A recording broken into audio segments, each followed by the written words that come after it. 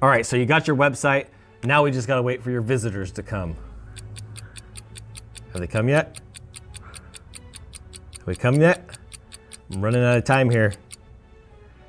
If they haven't come yet, they're probably never gonna come, but I can help you with that. Today's video is about on-page SEO, and we're gonna jump right into it. Let's go.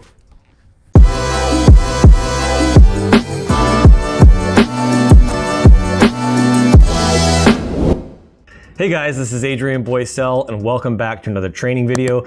Please make sure you hit that like, subscribe, and comment so I can get to know you and that YouTube sees our stuff as important and shows it to more people just like you. So today's video is about on-page SEO. I'm gonna dive into the 5 parts that you need to know in terms of your on-page SEO. What are the important areas?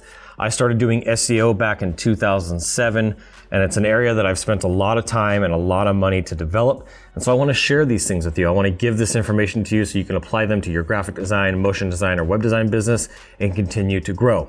So the first part of SEO is understanding that it's driven by keywords.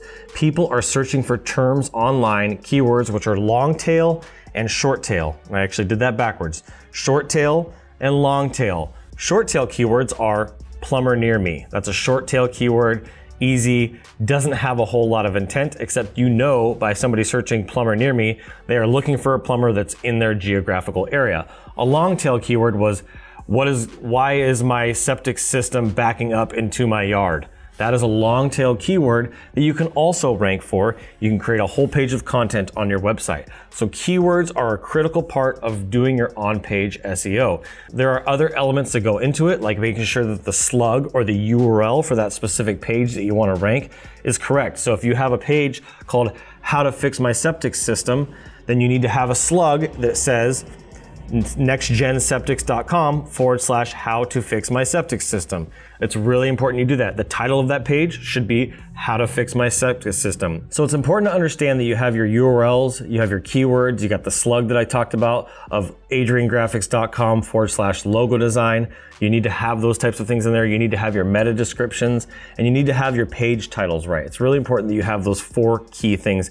Understand that keywords are what drives organic search traffic. People are searching for terms, and you want to make sure that they're searching for a term that actually brings them to you with an intent to buy. Because sending somebody to your page for the keyword plumber isn't going to do anything for you. That's too broad of a term. It isn't specific enough. Just like if I were to have a YouTube keyword term like marketing, you got to get more specific. Is it digital marketing? Is it online marketing? Is it guerrilla marketing? Start to get more specific and you'll start to find that you have a lot more luck. Number 2 is accessibility and crawling of your website and the user experience. The accessibility is how are people viewing your website on a mobile device? How are they viewing it on a tablet? How are they viewing it on their cell phone? It's understandable that a lot of people don't understand this piece because responsive websites can be a little bit more technical, but you need to understand it from the user's perspective, from the visitor's perspective, and from the business owner's perspective that owns the website, that your website should look great on all of those devices, different screen sizes. So that's what's really important about having a website. Google actually grades that now, how fast that page loads, and we're going to talk more about that. Another key to user experience, accessibility, and crawling is understanding that you need to have a sitemap on your website. A sitemap tells Google, Bing, and Yahoo what pages are on your website, what's the hierarchy of those pages, how they should be prioritized, if they're a blog article versus a regular page. These are all important keys to actually having your site indexed. And index basically means being seen by the search engines. This is a really big and important area. And you need to also have a robots.txt file. It's just a technical term that's used for just the robots being able to know how often to crawl your website.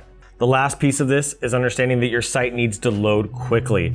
If you are making people wait more than 3 or 4 or 5 seconds, you're gonna lose 70, 80, or even 90% of your traffic because people just don't wanna wait. They have short attention spans, and if your website is slow because you're using something like GoDaddy or you're using a low quality hosting service, you need to upgrade that. You need to get CDN, which stands for Content Delivery Network.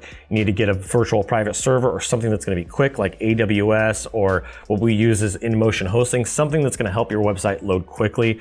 And you can test your website on a website called GTmetrix. If you go to gtmetrix.com, you can put your URL in there. It'll give you a scan and it'll tell you how fast your site is and what's slowing it down. This is really, really important for you to do because I want you to have a fast loading website. It's part of the accessibility. It's part of the user experience. If you're losing 80-90% of your traffic because your site's slow, that's something you need to fix right away. Now, number 3 is the setup and the importance of tracking. A lot of web designers don't track their stuff. A lot of graphic designers don't track their stuff. And this is an area that most business owners need to pick up on, is you can track your stuff on a very detailed level. You can do the basic stuff like Google Analytics, where you track how many people visited your website, how long they stayed, what pages they went to, where they exited the page. But you also want to set up something like heat maps, which you can use Sumo or you can use Hotjar. And you can actually set these websites up so you can see what they're clicking on, what they're scrolling, how far they're scrolling, how many times they're clicking on an object. This is gonna allow you to make improvements over time to your website. They're gonna improve the user experience. So that's gonna help you with number 2. Now, tracking can get very, very detail oriented, so I don't have time for that in this video. But if you want more information or if you have a question about tracking, definitely drop it down in the comments because I'd love to answer those questions for a future video. All right, now number 4 is schema markup, rich snippets, and open graph. Those are kind of terms that all kind of fall into the same bucket, but what that basically means is you're dropping in code and you're dropping in content that's telling Google and Yahoo and Bing, hey, this is information for this specific question.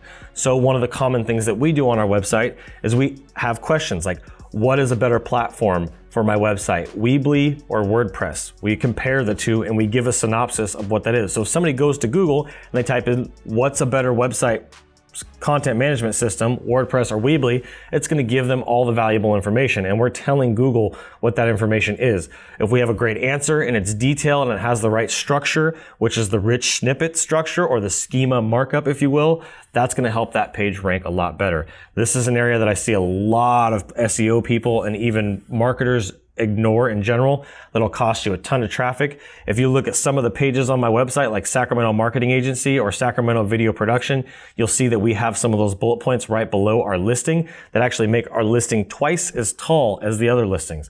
So this is a really big deal. You should definitely capitalize on that. And this is just an important part of SEO. The last piece I want to talk about is some of the on-page stuff, is your image tags, your title tags, your meta descriptions inside of each section of your website. You want to make sure that you put image titles on every single one. So you'll see an alt tag.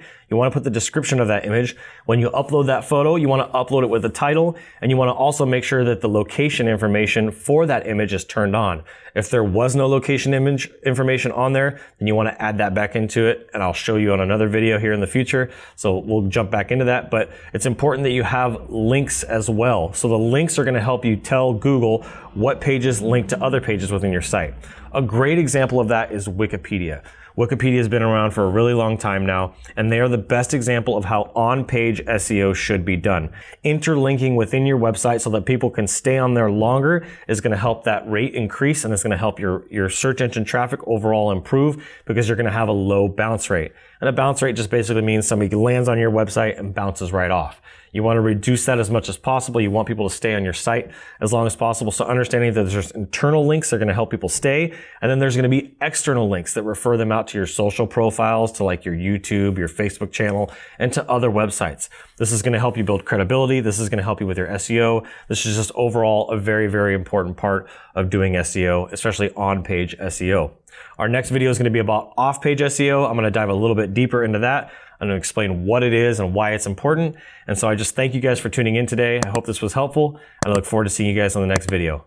I'm Adrian Boysel, and as always, keep looking up.